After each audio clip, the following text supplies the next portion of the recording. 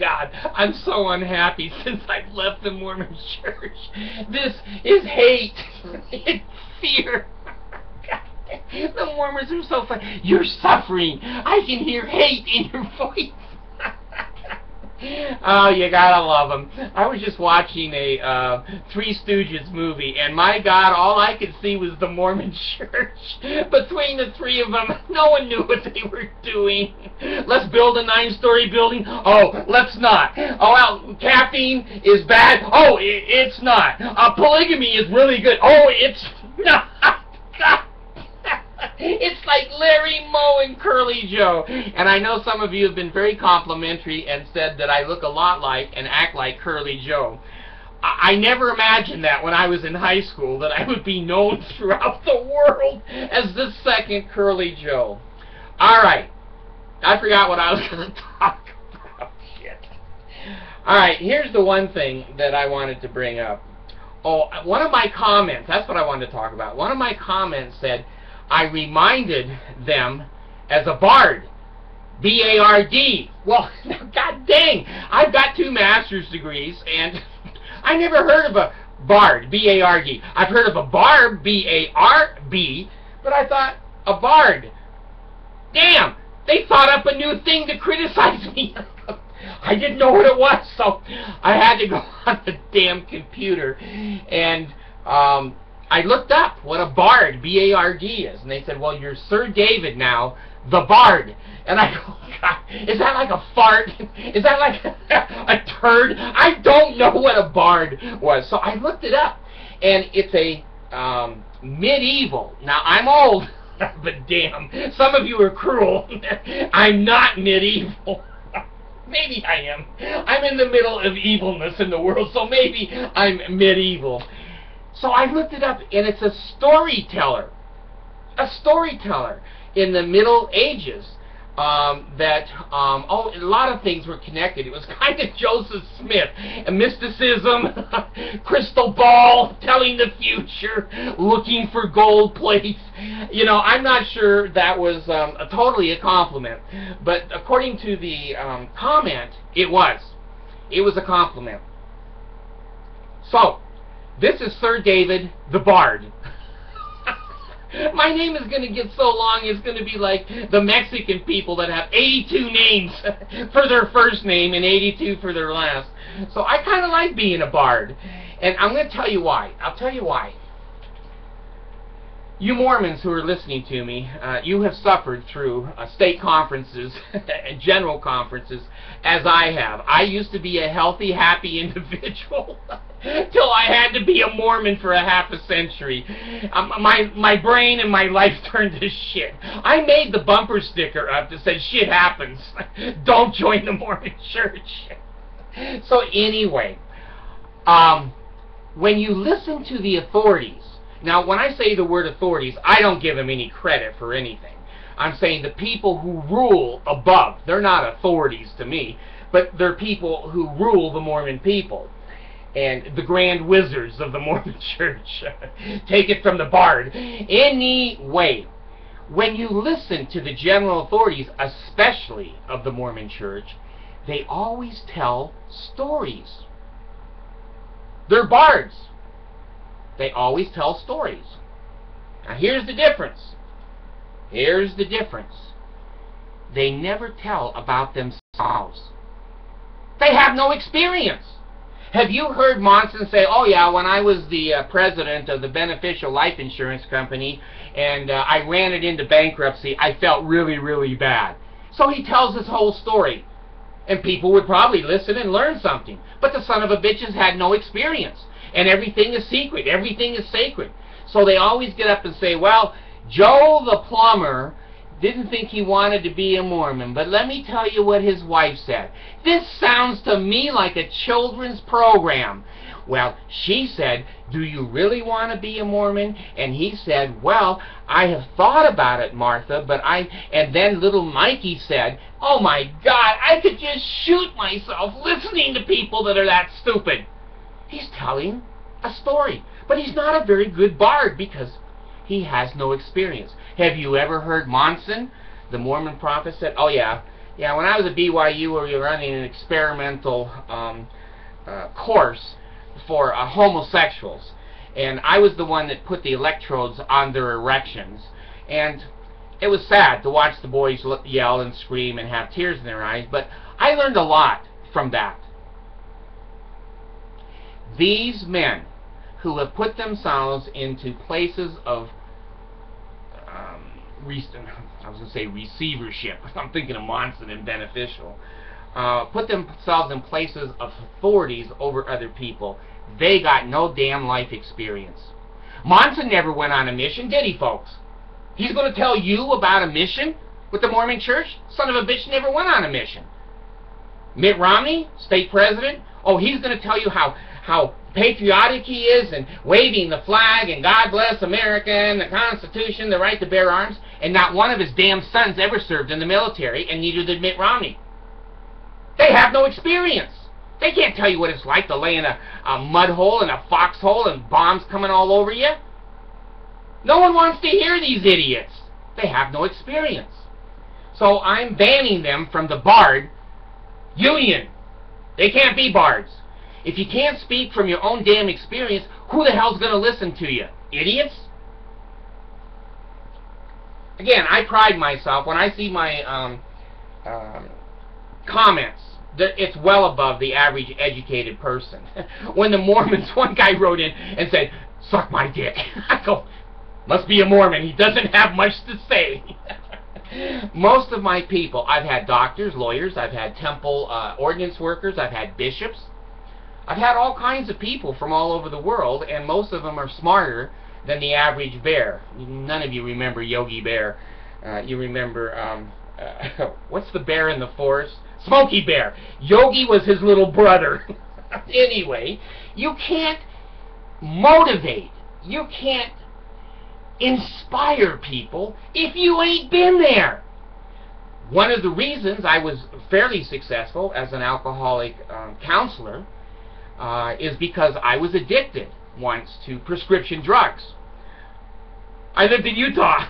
I don't anymore. I'm in Australia. Oh no, I'm in Saudi Arabia. I was addicted. So when I sat down with an alcoholic man, they were all men in my program, and said, you're going to lose your wife, you're going to lose your house, your car, your education isn't going to be worth shit, you're going to end up in a hospital dead. I was talking about me. When I went to read the Big Book, it was me. Big Blue Book, they call it the Big Book in the AA 12-step program. And when I conducted AA meetings, I was part of the group. And they could look at me and go, shit, I don't want to be like him. I'm going to quit drinking. You can motivate him either way. Oh, he's wonderful. I want to be like him. But I think I was the negative motivator. So what I'm telling you is these damn authorities are not an authority on anything. Let me tell you, Gordon B. Hinckley, the Hinkster, never had a job in his life. He died at 92, or God only knows. I don't think he's dead. I think he's one of the 3 Nephites wandering around still trying to write checks for $5 billion malls. He never had a job. He worked for the railroad, I think he was 18 or 20, for maybe a year. And then he lived off the Mormon Church and all of the tithe-paying money the rest of his damn life. Monson's pretty much the same. Pretty much the same. Take a look at your general authorities. I don't call them general at all. I call them private authorities. They haven't had real jobs. They haven't dealt in real life. They've got no damn business telling you, oh, you have to have a year's supply of food. I've stolen so much from you people, I have 15 years of supply. But you people, I know you're poor, and I know you have families, and I know that you live in condos and little basement apartments. For God's sakes, get 10,000 truckloads of food and fuel. They want you to have a year's supply of fuel.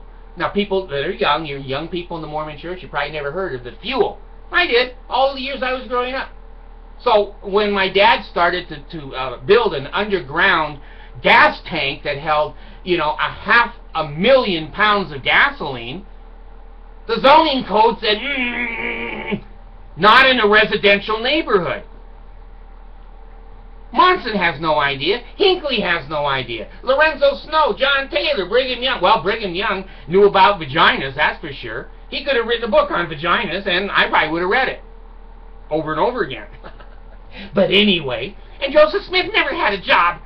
Never had a job in his life. He was a gold digger. He looked in the ground in a magic rock, and he used a divining rod sometimes, not often, but he did use a divining rod. And he had a big magic rock in the bottom of a top hat, and he charged people real money to find them gold and diamonds and rubies on their property. Well, in New York, he was convicted of that Ponzi pyramid scheme. And of course, the Mormons are famous for that shit right up to the day that I'm breathing here. And he was convicted in New York City, and they gave him what was called leg bail. In other words, get on your legs and run as fast as you can out of this county. We don't want to see your ass again, or we will put you in jail. So I know what leg bail is. These men have no experience in real life.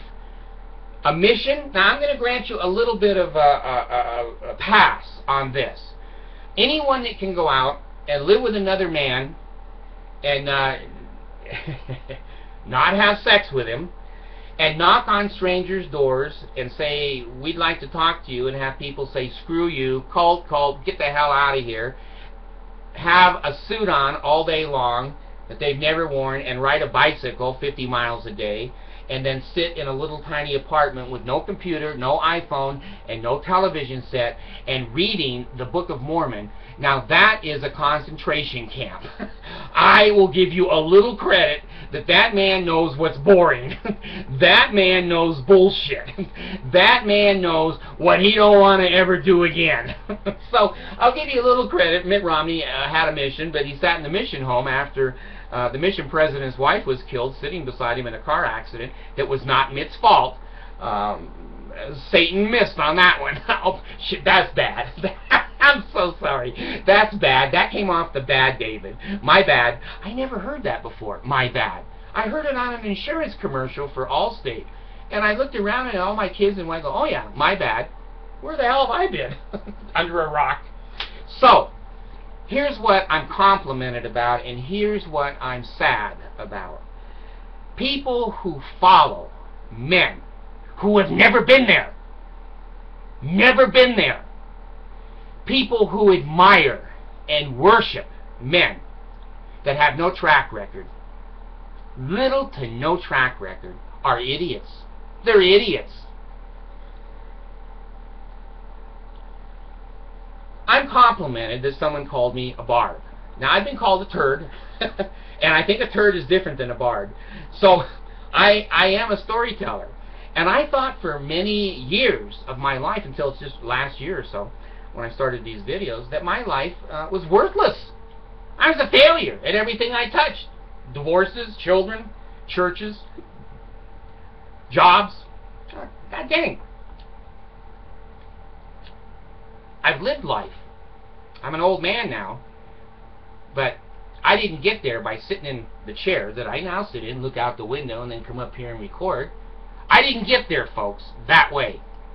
Let me tell you something. Now, and again, I hope it fits in with what I'm saying, because I don't want you, oh, boo-hoo for David. I have a lot of ex-wives that do that, so I don't need the boo-hoo. And a lot of kids that go, oh, boo-hoo, he's an apostate.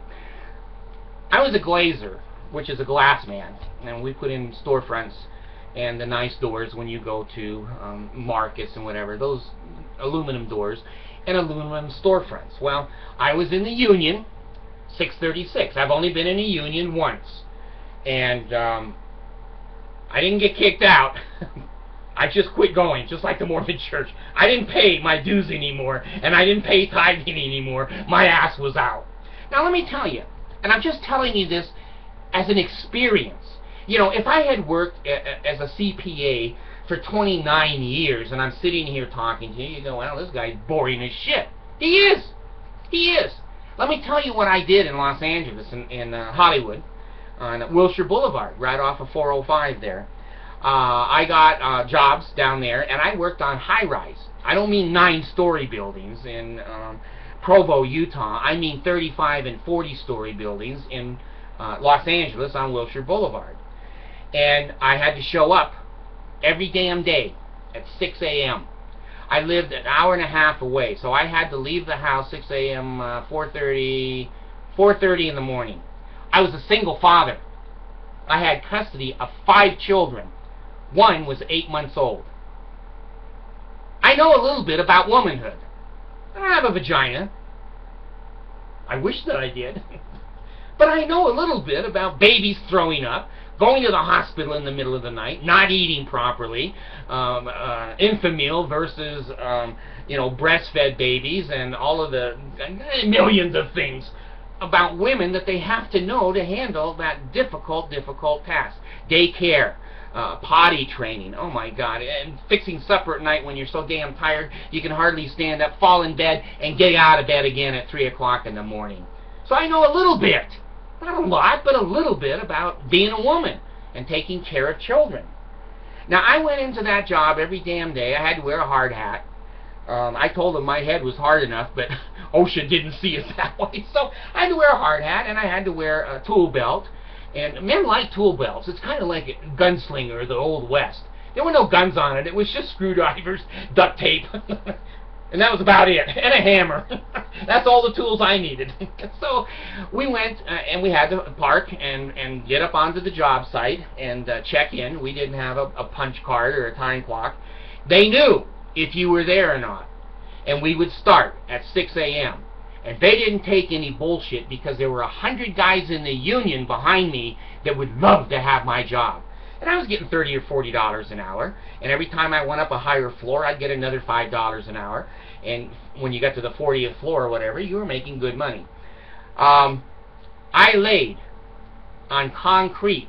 You ever lay on concrete very long? Try 8 hours. And I had a Hilti drill. It was a, hammer drill. And we had metal clips on the outside of that building that I was putting on to hold the tons and tons of glass and aluminum. It's called a curtain wall on a high-rise building. I laid on that damn concrete, and it was cold as hell because, 405 there on Wilshire is right off the ocean. And that was probably 50, 52 degrees, and the concrete was always colder. And I laid there for hours and hours and days and days. And I saw men killed. The 4x4 that came off of the 35th floor went right by me. I hang out over the side. I have a lanyard hooked onto a cable. In case I fall, then I dangle like Homie the Clown, but at least they can catch me. I don't bounce off the ground. And I'm hanging out over the side, and I see this 4x4 come right past me, 150 miles an hour. It was the concrete, God, I've been out of the business. It's a sheathing that holds the concrete till it dries, and then they pull the sheathing away. And the 4x4 went right by me, and 2 floors down, hit a guy in the head and killed him.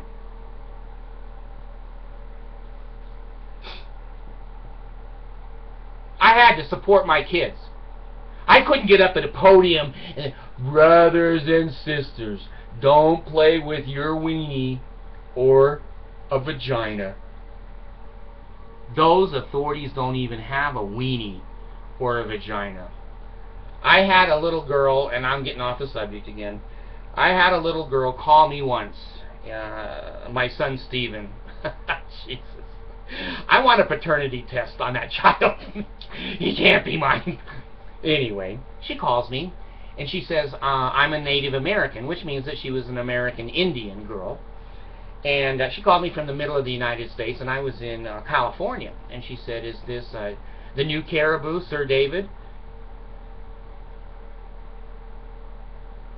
What's my new name, Barton? No, Bard, B-A-R-D. And I said, yes, this is. She said, well, I'm your son's girlfriend. And I don't know if she was called, Slimy Bear. I don't know what her damn name was. Indian people, please, please. You know I love you. You're Lamanites that walked over from Asia. It's okay. I don't care if you're from Jerusalem. How does it change my life? So she calls me. She says, "I have a question for you." And of course, I'm the Wizard of Oz. Don't look. Don't don't pay any attention to the man behind the curtain. It's not important. So she says to me, "New Caribou, I'm pregnant, and it's your son's baby." I said, "Well, let me tell you. Why don't you call Monson or Hinckley? They know all about this shit. They're prophets. They have coffee with Jesus every damn morning. They have Jesus' email." So she said, "Well," she says, "I'm a little retarded." I said, "Well, so am I, so you'd be a good member of the family." Kind of like the Hatfields and the McCoys. Or the Beverly Hillbillies, probably more like it. And she said, "Well, I'm pregnant, and Stephen and I don't think we can take care of the baby. I'm a little retarded." And I said, "And Stephen's a what?" And I didn't say that. I should have said that. I said, "Well, he's a drug addict, so he'll make a good father for your baby, the bastard." Anyway, she says, we're calling you to find out if you think we should abort this baby." Now, I've never had a daughter-in-law or potential daughter-in-law call me and say, "Is it okay if we kill your grandchild?" Has Monson had that experience? Has Hinckley? Has Spencer Kimball? Have they ever had to sit in judgment of life and death of an innocent baby? No. I have. I was very quiet for a very long time, and I said, Sweating Palms, or Rolling Rock, whatever her damn name was. I said, "Listen," I said, "I am never going to give you permission to kill a child, and one of my grandchildren especially. I know that you both have problems, and you're probably not going to be able to take care of that baby, but I will. If you have the baby, and that's your decision, I'm not going to get in one way or the other. I don't give advice." Why am I doing these videos? Oh, no, I don't give advice. And I said, "You decide, but I will take care of your baby and raise him or her the rest of their lives." "Okay, thank you very much. Bye-bye." Now, you think I'm going to go to a general conference and listen to Monson tell about a sailor that he once knew that had wings like a pig and could fly across the ocean, and Jesus saved him from drowning? Do you think I'm going to sit in that damn meeting and worship that total asshole? No! I really have more intelligence than that. Maybe not a lot, because a lot of Mormons go, "Oh, I'm tearing, I'm crying at conference." I was crying at conference to get the hell out of there. The guards were at the door. They had the Kool-Aid. I've made some. Now, I'm not trying to be over anybody out there. Good Lord, my audience is so diverse all over the world. I had one come in and said, "I'm in a third world country, and what you're saying is true." I admire you people. You've been in the mud, the blood, and the beer. So have I. If you rose to any kind of a leadership position, I would admire you. I wouldn't worship you, but I would listen to you, and might take some of your experience and implement it into my life. Into my life. But these general authorities of the Mormon Church are a bunch of the Three Stooges. They're running around, let's build it, let's not, polygamy, no drinking coffee, we don't know. You're right. They don't know. They don't know. So I've worked high-rise construction, and it was hard. It was dangerous. It was hard. I didn't look down. I'm not afraid of heights, but I'm afraid of falling from heights. I worked there for more than a year on some buildings. Has Monson ever worked so hard that his hands were bleeding, both hands, and there were blisters on both hands? And has he ever worked under two other guys up above him? We're all moving, the four of us, five of us, moving a piece of glass into the outside curtain. And if that glass breaks or cracks, I'm on the bottom. It'll cut my arms or head right off. All day long. I had to trust other people that I worked with, and they had to trust me. Because I always said, I want to be on top. That's what I did in all my marriages. And I never got hurt. So, been there in the mud and the blood and the beer.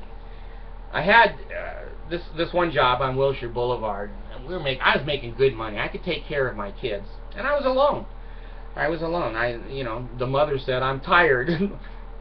Is that a reason to desert your kids? I guess it is. The Mormons thought it was, because the Relief Society president said to me when I asked for help, "Well, give those kids back to their mother." I said, "She left because she's tired." Anyway, on this job in Los Angeles, we had a man that was the head of our group. We'd go up on the roof and eat lunch, and he was in charge of the cocaine, and everybody bought some cocaine because he made extra money off of it, and most of the guys that I was working with were high after lunch on cocaine. That's why I didn't want to work the bottom of that glass. I didn't want to work the bottom of that glass because I knew some of those guys were high as a kite. Has Monson ever been scared? Scared that you have kids at home and you might not be able to work or survive or support them? Has Monson been that scared?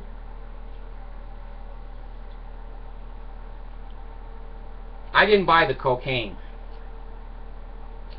That went on for a week or so, and I was handed a pink slip. I had no job because they didn't trust me that I wouldn't say something. If everybody was taking the cocaine, we'd all go to jail together. But the Mormon kid, he wouldn't take the cocaine, and fuck him. Oh, I can't say fuck. No, stop. He said, "Screw that kid. He's gone." Well, I lost a $40 an hour job because of a moral decision that I made. I'm not sorry. I needed that job. I needed that job a lot. But I wasn't going to buy cocaine and drive and then go home to my children who had no mother and have a dad so high on cocaine I couldn't change diapers. The couple of kids came in every day on our construction site with a 5-gallon pail brand new Craftsman tools from Sears. They stole them. They shoplifted them every day. And all of the guys would gather around. They'd buy nice stuff. I mean, it's Craftsman, first-class tools, and pay, discount, $5, $8 for tools that are $15, $20, $30 tools. I wouldn't buy any of those either. So I kind of stuck out like a damn red, is it a red hen? A red thumb? Something red. No, we're not going there. I had a baby. In fact, he's one of my close sons now, Dan. And he was 8 months old when I started working construction. I couldn't get him into a daycare center. Gee, I wonder if Monson has ever had a church-sponsored daycare center for parents who have to work. Now, see, he has a 6-figure income. He has a 6-figure income. He's an old man. And he has a free house, a free car, a limo. But you and I have a 2-year-old and a 4-year-old that's not in school yet. We've got to find daycare for those 2 kids. And when they're sick or the daycare center is closed, we're screwed. Well, I took my, he was 8 or 9 months, maybe 10 months, because he was holding his own bottle. I took Dan to the construction site on Wilshire Boulevard in the middle of Los Angeles. And I'm working this building. Well, I asked the supervisor, could I work the south side of the building? He says, "I don't care. Go work the south side of the building." You know why, Monson? Have you ever had the experience of trying to supervise a 10-month-old baby in the back of a Chevette with the tailgate open, the back hatch open, and a fence so he can't get out? And when you look down and you see the damn bottle is empty, you say to your boss, "Hey, I got to go to the bathroom, man. I'll be back in a few minutes." You run down and you fill the bottle and you change the baby. Am I a little angry? No. I'm a lot angry. I followed those idiots. I had more experience. I had dealt with life and death decisions. I had dealt with the life and death decision with my oldest son, the child molester, Adam. Had a tumor against his brain. And I decided whether he should have an operation or see if it was going to go away, like the Provo doctor said it might. He had that operation, and he's alive today because I made that decision. Not Jesus, not Monson, not the Hinkster, me. I feel bad admitting that I tried to supervise a 10-month-old baby from a 30-story skyscraper. The church wouldn't help me at all. I called the Relief Society president in Ojai, California. She said, well, you getting daycare is not our problem. Now, if I'd had a vagina, it would have been their problem, and they would have brought meals in, and they would have brought in somebody to watch the kids and rotate, but not for me, because I was a male, and I got custody, and it's vengeance! Vengeance! If it's not the Mormon way, it's vengeance! We will punish you till you crack. Well, I never cracked. Well, I had little cracks, but it never opened up. I feel bad when I tell Dan that story. He's 34 now, and he makes a lot of money, and he's a good kid, and not a Mormon, and a child that I can talk to. One day, 2 or 3 days into my babysitting scheme, the supervisor came over to me and said, is that your baby way down there in that car? And I said, I'm Joseph Smith. Could you repeat that question? I'm not sure she's 14 or not. She looks a lot older. He said to me, get rid of the baby or take your job and put it where the sun don't shine. Get him off of our grounds and you get daycare. Monson ever had that kind of problem? Hinckley? If I was working for the church, I could have put the kid over at social services. If I was working for the church, I'd call 4 Relief Society presidents. They'd go into the wards and they'd find somebody, and I'd pay them $2 or $9, whatever it is a day, to take care of my baby. But the Mormon church wouldn't raise one finger or one dime to help me. I struggled with those kids for almost a year by myself, working full time.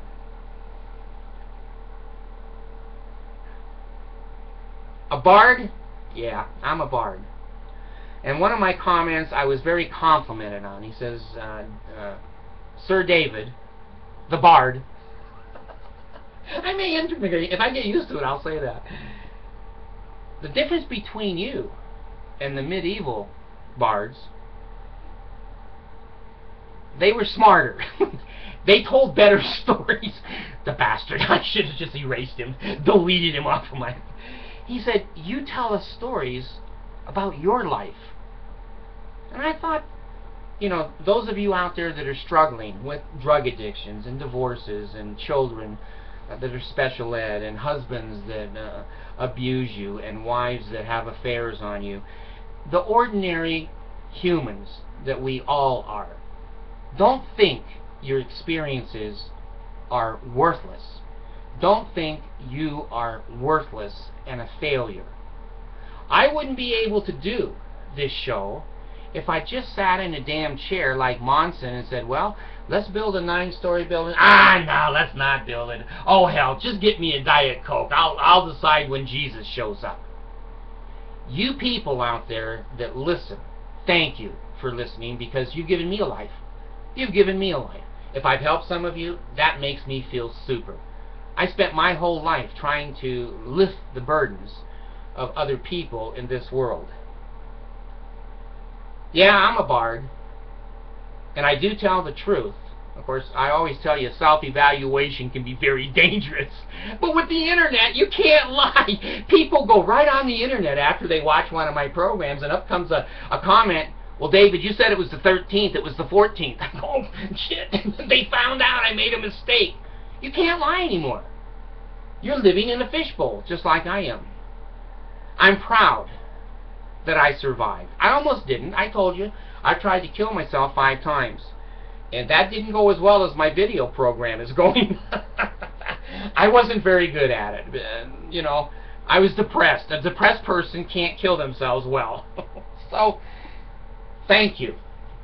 And I hope some of my life experiences speak for you. You're not watching me because oh, that's never happened to me. Oh, you don't watch me because of that. You watch me because, God damn, he's had the same experience I'm having. And he survived. Here's his tricks of survival. I may try them. Here's a 65-year-old guy whose life was shit until a year ago, and now nearly 250,000 people, 1,200 people a day, hit my site. And 120 a day in Utah hit my site. So I know I'm speaking to the Mormons. I survived. I survived. I wish there was a Jesus. I wish there was a God. I would say, thank God.